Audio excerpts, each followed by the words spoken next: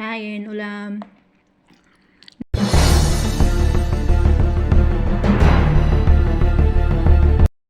Luto kami masarap na ulam. Ganda ng baboy, oh. Hindi fresh, frozen, pero fresh ang mukha. Diba? Marami pang 1 kilo. Sulit.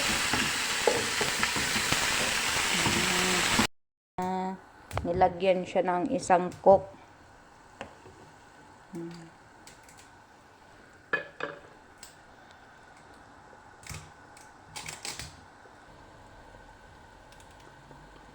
Tapos lagyan ng tuyo.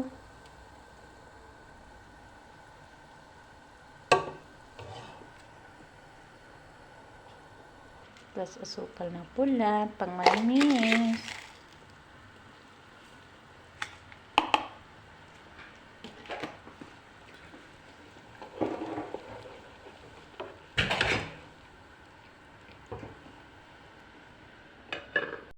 Kain, ulam. Hindi na nabantayan hanggang sa hubas na ligo ang tao.